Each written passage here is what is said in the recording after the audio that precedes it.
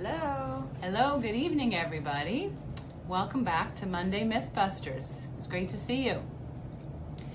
So, can anybody that has had any gut problems just give us a thumbs up or a yay or any kind of indication that how many people we have out there that are suffering from these kind of GI symptoms of gas and bloating and pain?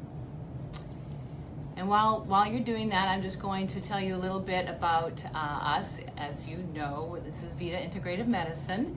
I'm Dr. Carolyn George, and this is Leslie Harrington, Hey guys. a health coach. She is a CTNC, a Certified Functional Diagnostic, a Transformational Health Coach and Certified Transitional Nutrition Coach with Functional Diagnostic Practitioner certification. Lots of letters, lots of things, lots of studying she's done. So we are tonight going to be here talking about the gut, the GI. So first thing we want to do is let you know what's normal in terms of gut function. Yeah, I think it's a really awesome topic because so many people, it's not something people commonly talk about, walk around and really admit to, but there's so many things that are very normal, and in society people have meals, they feel kind of sick, there's lunch coma, there's all these things, but they're really not normal, they're just very common. A lot of people experience it, so people think it's normal, and I think we just start to get to a place where we go about life and accept it as part of, nutrition and eating. That's what's supposed to happen, right? And it's not. Right. So common is not always normal, and so that's a key thing. So it's hard if you don't want to talk about it to people, like how many bowel movements you have a day or whether the gas that you have after you're eating is normal. So people don't generally talk about this. So people don't then understand that what they're experiencing and may have experienced their whole life really is not normal or healthy. So first, okay, and just for anybody that's a little queasy about talking about bowel movements, we're going to start talking about what they look like, what they should be like, what's kind of the ideal bowel movement. So if you get queasies, just be prepared. I get some people who go like, no, really? You're going to ask me about how many bowel movements I have and what they look like? I never look at them. And it's like, no, you need to look at them. It's really important that you, before you do that flush, you look down and see just exactly what's come out of your body, because that's an indication of what's going on in your body. Yeah, and I think I hear people a lot that'll be like, yeah, I don't go for several days, and I'm like, that's actually very toxic for your body, and it's really important to eliminate properly. So just giving you kind of the idea of what would be a little more normal will give you an idea of where you are at in your regular transit. So right. So generally when you eat something should go out. Something comes in, something needs to pass out. So if you're eating 3 meals a day, generally we're looking for 3 bowel movements a day. Now that doesn't always happen that way. Sometimes it's 1 or 2, but between 1 and 3 bowel movements a day is generally considered normal. If you're having less than 1 a day, if you're having more than about 4 a day, then you're on the opposite extremes and something might be going on. So then you want to look at what does your bowel movement look like. So there's actually a little called a Bristol stool chart that us medical people like to look at, and let me just show you what this looks like. So this will tell you if your stools are like hard and pellet-like, that's not ideal. If they're long and narrow, that's not ideal. If they're soft and mushy, that's also not ideal. You want a dark brown formed stool that kind of comes out in an S shape, and then when it lands in the toilet, it should keep its shape. It should kind of all fall into little pieces, okay? Obviously, as you flush it, it can break up, but you don't want it to be just like diarrhea or loose or watery, okay? And you don't want it to be yellow, you don't want it to be green, you don't want it to be black. Those are all things that are less desirable. Obviously, you don't want mucus in it. Mucus will look like snot. You don't want to have partially digested food in it, other than corn, very common. Most people can't digest corn, so that is normal to have that in your bowels. And beets are also very common that you see that the color of the beet coming out. And depending on what your transit time is, it might be within a few hours, it might be a day, it might be a week. But those can be normal things to see in your stool. But vegetables, fruits, salads, lettuces, things like that, not what we consider normal to see coming out the other end. yeah, absolutely. And I think to go into what you were talking about transit time too, that little trick to kind of understand how often you should be going, or how you do move through is by eating the corn.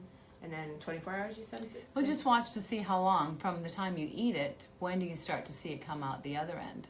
And if you want to kind of do a double kind of test, then wait a day and eat some beets, and then kind of see what the time difference is between when the corn comes out and the beets come out. If you've eaten them a day separately, they really should come out a day separately. And sometimes they don't. So just kind of see what's going on with your gut. Yeah, and there's a huge variance between people and different lengths of their colon. Right. And then also, I heard that men are much less complex in terms of, I was listening to a doctor who did colonoscopies, and she said that women are like a maze. Okay. And men are kind of like a horseshoe, like just much more Okay. simplistic. I don't know. that, Somebody yeah. could probably confirm here, Yeah. but yeah. I'll have to ask all the gastroenterologists that we know who do the scopes and see. Yeah, there's got to be someone on here. Jump in.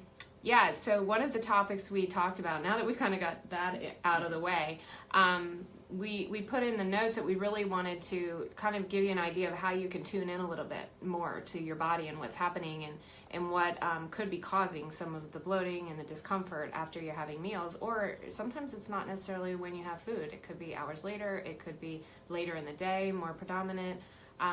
It could be just from, whatever you're drinking as well. Right, so some people will notice bloating. Bloating is a very common thing, and so it can come from anything as simple as just eating too fast, or eating too much, or maybe you're eating or drinking something gaseous like soda with what you're eating. So those would be common reasons to get really gassy and bloated. But certain foods can do it too, like dairy is pretty notorious for making people bloated, as well as giving them some diarrhea if they're lactose intolerant. So certain foods are commonly known to do that, and certain kind of behaviors are as well. But just other things, hormones, for example, if you're female and you're PMS, it's before your menstrual cycle, because of the hormonal shifts, you can get a little bloated too. So that's not uncommon. And of course, anybody that's constipated, things start to back up, and then you bloat, because nothing's moving out. So that will definitely cause some bloating. And then there's something called SIBO, or small intestinal bacterial overgrowth, that we'll talk more a little bit about later. But that can also cause bloating. So a lot of things can cause bloating. Some of those also will cause gaseousness, where you're really burping or you're passing a lot of gas from down below. Nobody wants to be around you.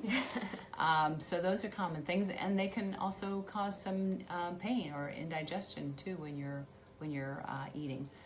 But like Leslie was speaking to, kind of tuning into your body and starting to pay attention to when you're getting it, how long after you eat do you have these feelings or symptoms, which symptoms are they, and which foods have you eaten at that time, because then you can start to make sense of what's going on.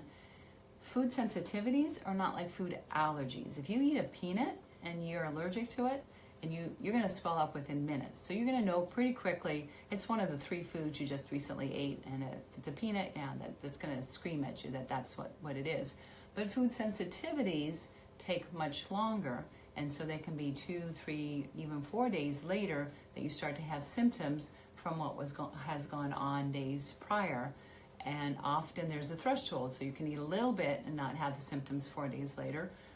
But if you eat more, then you will have the symptoms. So it's really, really difficult then to pinpoint exactly what's causing your symptoms.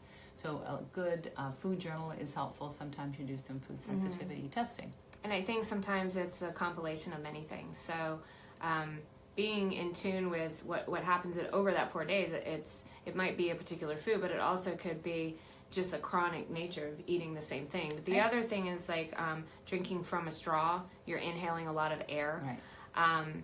Artificial sweeteners, so gum chewing, anything with like the sugar alcohol. Some people don't do really well with sugar alcohols, and they get that bloated feeling.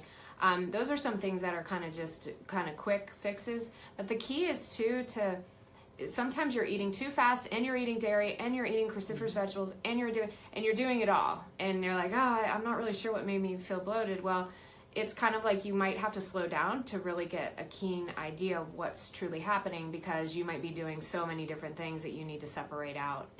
I would even suggest, eating a piece of chocolate on an empty stomach, or having something by itself, so you can see how that particular thing really truly impacts you.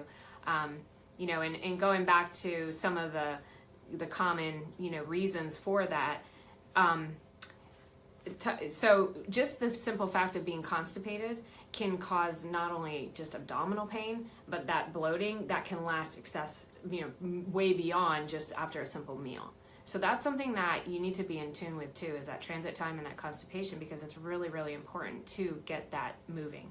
And if you're having trouble, you might at some point need some type of supplement, aloe vera. There's different things that you can do to help move things along, but it's really critical from a toxicity standpoint and what it's really doing to your body and getting in the bloodstream at some point if you've got leaky gut issues and things like that. Right, absolutely.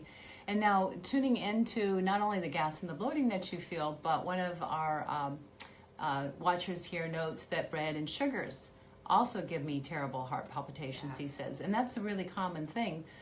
So there can be a lot of other extra GI issues that you can get from certain foods. So the breads and the simple carbs really are very common to give people kind of a feeling of anxiety with the heart palpitations and just maybe an irregular heart feeling. But if you went to the cardiologist, you'd see that your heart rhythm was normal, but you're noticing that because it really jacks up your energy, because you're getting all this sugar into your system, and then your system kind of goes in overdrive. So trying again to connect the symptoms with what you're eating is really key. And if you notice that, then obviously you cut back on those foods, and when you eat them in much smaller quantities, and you always eat them with something that helps to slow your digestion, like a good fat or a good protein. Yeah, and to go back to the heart palpitations, that's actually a really good clue for something that might be sensitive. So sometimes I'll eat, especially dairy. I immediately start to feel that. And if we're really paying attention and listening to like the little whispers of our body instead of waiting until it's the bloat and the pain and whatever, you will feel a little change in that when you have a food intolerance or sensitivity. That could also just be from eating certain nitrates, MSGs, excessive sodium, some processed foods, so things like that. The other thing is your blood flow is changing when it's going to digest, you know, when you're in the digestive process. So naturally that's going to cause a change in your blood pressure or your heart rate, just moving the blood to your digestive area. Digesting really takes a lot of energy, and most of us tend to do it without thinking. And so we typically are running around having our whole day, we're in that fight or flight, get things done kind of mode. But when we eat, we really need to get into that parasympathetic, the rest and digest mode. So the way you do that, you're going around your day, your blood's going to your muscles, your brain, your heart, getting things done. So unless you sit down and really consciously think about, okay, I'm about to eat, I'm going to give a little gratitude for this food, I'm just going to sit back and relax and really enjoy the food, then when you're eating, the blood is not going to your gut, because the blood can't go everywhere all the time. So it's kind of preferential to go to the parts of the tissues that need it. So when you're in the running around mode, it's muscles. When you're in the eating mode, it should be to your gut. And so if you're not consciously sitting down and being quiet and getting into that rest and digest mode, then you won't get the blood flow there. You won't digest as well because your blood's not going there. Your digestive enzymes aren't going to be released as well. And so the whole little orchestra that has to go on to digest your food doesn't happen unless you're really in that rest and digest phase. And so it's really important. And then you can get those heart palpitations, the sense of disquiet or the abdominal pain, because it's not balanced. Yeah, and people ask me a lot about, you know, pre-workout meals and things like that, and you know, you really don't want to be inundating your body and putting it into the digestive process right before you're working out, because you really are taking away from that, your body's you know, breaking down and rebuilding of the muscle. So definitely keep that pre-workout stuff light and within at least an hour beforehand. Yeah. Going back, you know, to talking about the SIBO, if we can jump into that a little bit, because the gas makes a difference in terms of when you do have that bloat. If you are actually having excessive gas or more than you would normally think is normal, it's not normal to have excessively foul smelling, right? So there's different types of gases that are produced in your body. Mm-hmm. And then when we're talking about the small intestinal bacterial overgrowth, which is, I guess, primarily IBS type symptoms, right? So right, they have done some studies, and about 40% of IBS is actually the small intestinal bacterial overgrowth when they have done the appropriate studies. The problem is a lot of gastroenterologists either don't know about SIBO or don't want to try to treat it because it's difficult to treat and it often recurs, and so there's a certain frustration with trying to do that. So sometimes it gets misdiagnosed. In fact, like I say, about 40% of the time it gets misdiagnosed. So that's a key piece. But once you find that you've got it, there are also different kinds. So you have the hydrogen production and you have methane production, because there's two main groups. There's actually other groups, but two main groups that we're going to notice in our gut, and one is the methane producers and the other is the hydrogen producers. So that when they take our food and break it down, we excrete bowel movements or stool, they excrete gas. And so if you're eating food that's feeding these methane producers, then your gas is going to smell like methane. It's going to be pretty stinky. And so especially if they end up in your small intestine rather than your large intestine, you're going to get really gassy and bloated shortly after a meal, usually 20 to 30 minutes after a meal. And then you're going to be passing all this excessive, really smelly gas. And sometimes even your burps will be smelly because these bacteria just have this methane production. Hydrogen producers, not quite so smelly, but they can create a lot of gas. So it's kind of like if you have SIBO, it kind of feels like you've got a beer factory going on in your gut. And so you eat, and then it gets bloated and expands, and you belch or burp and then pass gas, and then it gradually goes down within an hour or so, and then you eat again, and you're back out there gassy and often get pain in your abdomen or pain anywhere really throughout your abdomen, and you just feel yucky and a malaise, and you can get like a little brain foggy because of the stuff that's going on in your gut. But the key there is that when you don't eat, you don't have this problem. If you don't eat, you feel fine. So that's one of the key things I tell people to kind of look for when they're wondering if they might have SIBO, if it's worth doing the test. It really is looking at the relationship of your symptoms to the food that you eat, and of course the food that you eat. Yeah, and I think, so what's small intestinal bacterial overgrowth is basically bacteria in the small intestine that doesn't belong there. It should be down in the lower area. But also it starts in the morning, you could be perfectly fine, and as the day tapers on, things start to feel, worse and worse as it goes on. And sometimes it may not be exactly what you're eating. It might not be that direct of a connection too. It's just that they're thriving and living in an environment. The other thing that goes hand in hand with SIBO is sometimes you can be on the constipated side. Other times people have more of a diarrhea or a flip-flop of both. Or so associated with the different types of gases, right? Right, exactly, yeah. The constipation tends to be more associated with the methane producers, and the diarrhea more with the hydrogen producers. And both of them like the foods that are healthy for you. They like asparagus and garlic and leeks and onions and watermelon and things that are high in those fibers. There's certain fibers that they like. So it can be challenging because you think you're eating these really healthy foods, but here you've got all these problems. And so that's a whole other Facebook Live to talk about SIBO. But if you think you have it, then you know where to go. We'll figure it out.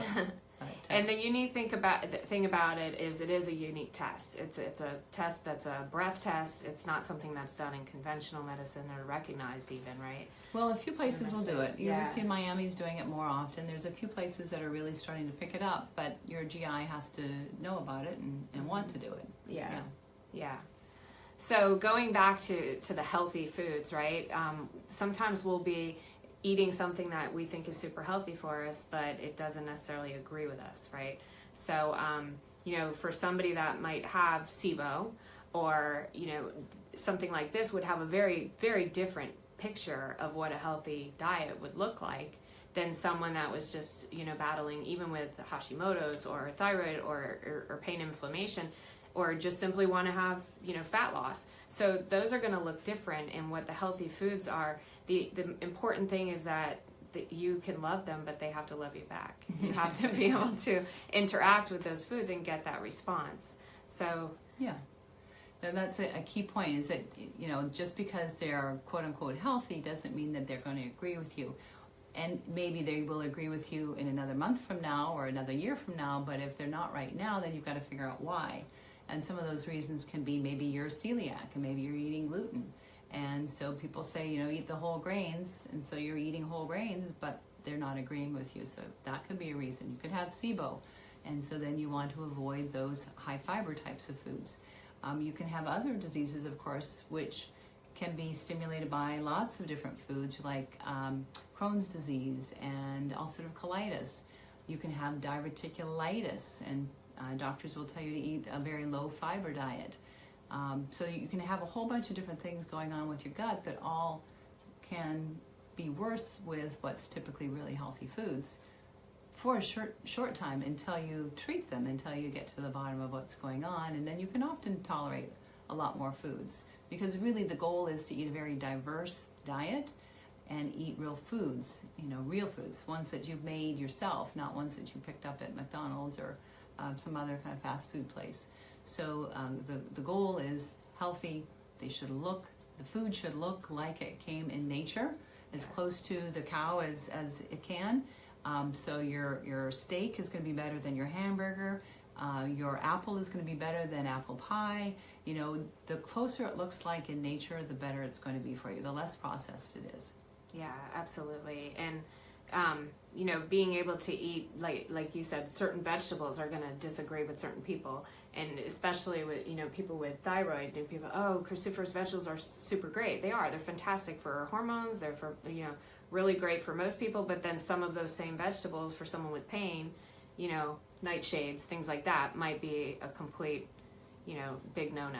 Right. So I think the general rule of thumb, like you said, if you're going back and you're looking at the basics and eating from plants and from nature and really tuning into your body and going with what feels good and what doesn't cause stomach aches, and actually noticing inflammation, because sometimes joint inflammation is associated very much with what you've eaten the prior night, or, you know, you might wake up and have a little more pain that day. So really, really getting tuned into your body, and listening to it, because when you do know better, you do better. But some people just don't really want to, you know, don't want to look in the toilet. they don't want to give up their ice cream cone, you know? Right. And so just one other thing, we're kind of talking about the microbiome with SIBO, but the microbiome is all the bacteria, the viruses, the yeasts, all the different things that are living inside us and actually helping us to create health, and we need them. If you have a sterile gut, you're not healthy, your immune system goes all haywire, and so you want to have lots of good bacteria. We have, you know, I think we've talked about this before, you have more bacterial DNA inside of us, in this tube that goes through us, than we actually have of our own DNA. And so it's really important to feed that microbiome and feed them well. So they don't like the simple carbs. They don't like foods that are easy to digest. They do like more complex nuts and seeds and vegetables and that type of thing. So trying to eat a diverse diet will help you have generally less gas and bloating, unless you're eating something that's, you know, one of the things we've talked about that might be causing that gas and bloating. Yeah, absolutely. I think we want to touch on probiotics, and again, could be a whole nother Facebook Live if you really dove deep, but just in general, and you know, for, I guess, the general population, same's going to go with food. Is they might be right for some people depending on what might be going on in their body, right? Well, a probiotic is never going to be completely replace your bacteria in your gut. So when you're looking at them, most of the ones on the shelf are going to be 1 or 2 different species, but you're better off with one that has 5, 6, 7, 10 different species. Again, diversity is the key. And so we don't know exactly which species are healthiest for us. We see different species that are more common in a North American gut versus a African gut, but both of those guts can be healthy. And so what's common between those is that diversity. So eating foods that are fermented so that you get exposed to different bacteria, not being too worried about dirt, other than if you're in a hospital or a place where you don't want to get, you know, pathogenic type of bugs, but letting kids play in the dirt a little bit is okay, because that brings more of those bacteria in us. And there are now some soil probiotics which are starting to come out. We haven't really fully tested them to know just how they work in balance with the other probiotics that we see. But for example, you can get a VSL number 3, which is over the counter, and that's got, I think it's 8 different species, and it can have 100 billion colony forming units. So that can be really good for some guts. But because it's so high in colony forming units, some people it will make bloated because all of a sudden they're getting all these bacteria in their gut that they didn't have before. Yeah, and I think so, like the rule of thumb when you're looking is the diversity, the survivability. So you might see a lot of things, and you'll have on the label, that's some of the things they usually put up there, but you want to make sure that it can actually survive the acid in your stomach, and that you want it to arrive in your gut as a live species still. So the ability to colonize, so it might say that on there. And then don't be afraid of that high count. So billion sounds like, whoa, crazy. It's actually a pretty common number, and maybe the billions might be, you know, for someone who is new to it, is trying to kind of, or if they're even immunity, sometimes I bump up my, you know. And the other thing I like to do, I've seen you've talked, is kind of switching them up too. So that kind of helps you with the diversity, is not always taking the same one every single time. Then you can start to rotate through different types and different brands and things like that. And you may hear about prebiotics. Prebiotics are just a fancy term for the fiber that we give them. And so prebiotics are like apples. They're like the broccoli and cauliflower. But you can also get them in as a powder if you want to add them to something. So that can help some people who, you know, for a certain time may not be eating as many of those certain vegetables. So there's ways to do it, but the best is really food. And of course, there's always supplements. Yeah, to there's help. certain prebiotic fibers with like yucca and resistant starches. So resistant starches act like a prebiotic fiber in the gut.